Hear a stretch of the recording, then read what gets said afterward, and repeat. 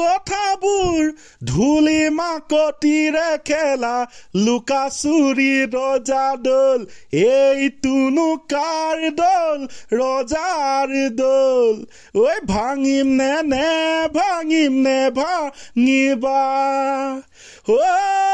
জিকিলে যে কিৰিলি পাৰা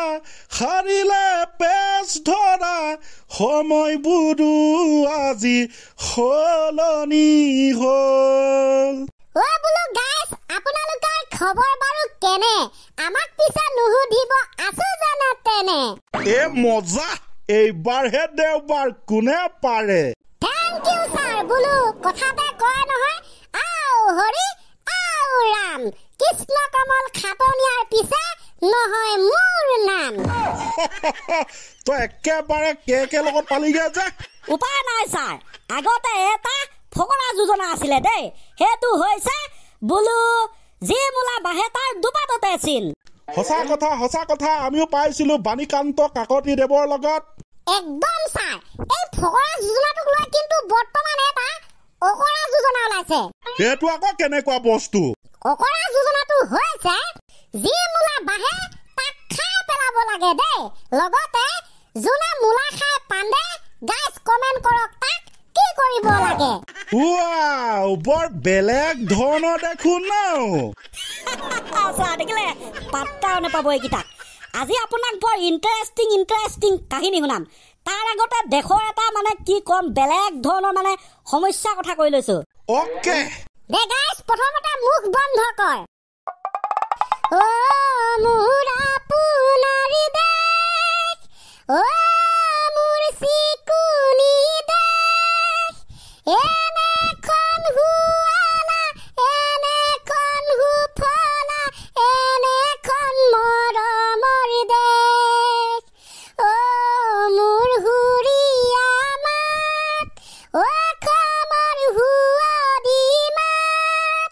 পৃথিৱীৰ কতো বিচাৰি জনমটো নোপোৱা কৰিলে উপাত মোৰ উপজা ঠাই মোৰ অসমীয়াই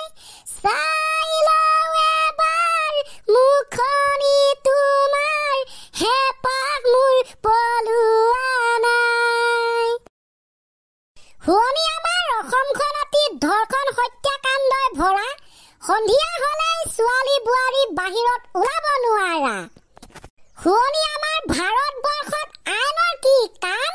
ধৰ্ষণকাৰীক ফাঁচীৰ শাস্তি দিবলৈও টান কলকাতাৰ ঘটনাটোৰ পাছতে যোৱাকালি ঢিঙত হ'ল এনেকুৱা এটা অমানৱীয় ধৰ্ষণ কাণ্ড আমি কৈছিলো নে হৈয়ে থাকিব যেতিয়ালৈকে চৰকাৰে এনেকুৱা এখন আইন নবনাব যিখন আইনৰ যোগেদি ধৰ্ষণকাৰীক 24 ঘণ্টাৰ ভিতৰত ফাঁচি দিয়া হ'ব দেশৰ জনসাধাৰণৰ সুৰক্ষাৰ্থে এনেকুৱা এখন আইন বনোৱাটো অত্যন্ত প্ৰয়োজনীয় তথাপি চৰকাৰে বনোৱা নাই গতিকে এই দোষীবিলাকত অপৰাধবিলাকৰ মাজত চৰকাৰো কিন্তু পোনপটীয়াকে নহ'লেও ভিতৰি মানে সিহঁতৰো বহুত দুখ আছে দুখী সিহঁতো ইয়েছ কাইলৈ পখিলে আকৌ এনেকুৱা ঘটনা শুনিবি চাই থাক জনসাধাৰণৰ কথাও অকণমান শুনা উচিত এইখন চৰকাৰৰ দুখৰ কথা অপৰাধৰ কথা যিমান কৈ থাকিলেও মানে শেষেই নহয় এতিয়া গাইজ আমি অকণমান ফূৰ্তি কৰিম আচ্ছা কেইটামান অত্যন্ত মানে কি বুলি কওঁ অপ্ৰিয় হলেও সত্য কথা যিকেইটা কথা মানে আমাৰ শাস্ত্ৰত লিখিবলৈ থাকি গ'ল ভাবিলো আজি যিহেতু ফ্ৰী পাইছো কথাকেইটা আপোনালোকৰ আগত অৱগত কৰি দিওঁ মাই ডগ শাস্ত্ৰত লিখিবলৈ পাহৰি থকা কথা কবি ৰিয়েলি ছাৰ প্ৰথমটো কথা মতে আজিকালি আমাৰ চকু বন্ধ কৰিলে টোপনি নাহে ইণ্টাৰনেটটো বন্ধ কৰিলেহে টোপনি আহে ৱাও কি ফেণ্টাষ্টিক মজা অৱশ্যে নতুন প্ৰজন্মৰ মাজত এইটোৱে হৈছে একদম ছাৰ একদম ৰিয়েলিটি দিছ ইজ দ্বিতীয়টো হৈছে ভোকাটোৰ মানুহক ভাত দিয়া আৰু এণ্ড্ৰইড ফোন থকা ব্যক্তিজনক চাৰ্জাৰ দিয়া অতি পুণ্যৰ কাম কি ৰিয়েলিটি দ্বিতীয়টো ছাৰ কম নাই কম না নহয় কয়ে সেয়া ছাৰে শুনি ভাল পাইছে 3 নম্বৰ অনুসৰি আগতে মাক দেউতাকে নাইবা আগতে মানুহে নিজৰ বেটাৰ কাৰণে ব্যাকুল হৈছিল আৰু আজিকালি মাক দেউতাকে ইণ্টাৰনেটৰ ডাটাৰ কাৰণে ব্যাকুল ডাটা বেটা ব্যাকুল জিং জাং গিলি গিলি ফুক্কা ওম গিলি মন্ত গিলি গিলি ভংক ছংকলে মংকলে গিলি গিলি তন্ত মন্ত ফুক ঐ কি হেভি হয় ছাৰ আৰু বৰ্তমান সময়ত আটাইতকৈ মজাৰ কথাটো হ'ল আজিকালি মোবাইল বেয়া হ'লে ল'ৰা ছোৱালীক দুখ দিয়ে আৰু ল'ৰা ছোৱালী বেয়া হ'লে দুখ দিয়ে মোবাইলটোক আৰে দিছ ইজ দেখোন ৰিয়েলিটি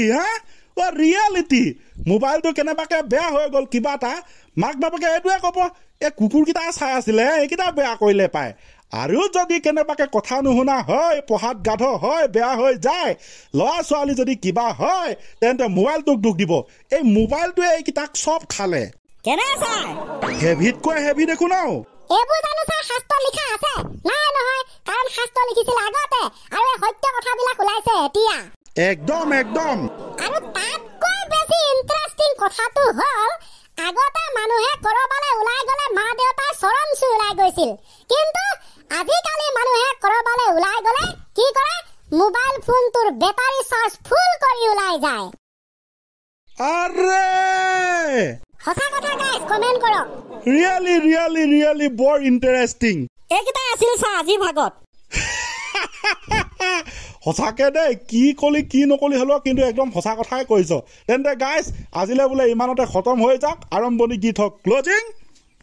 পাখি লগা মনে কিয় বাৰে বাৰে তোৰে কাষলৈ গুচি যায়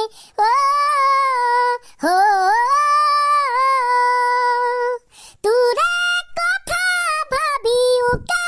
উৰুঙা লাগে কেঠিৰে কলৈ বাচাই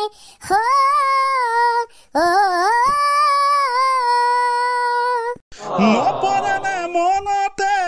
তাহানিৰে কথাবোৰ ধূলি মাকতিৰে খেলা লুকা চুৰি ৰজা দল এইটোনো কাৰ দল ৰজাৰ দল ঐ ভাঙিম নে ভাঙিবা জিকিলে যে কিৰিলি পাৰা হাৰিলে পেচ ধৰা সময়বোৰো আজি সলনি হ'ল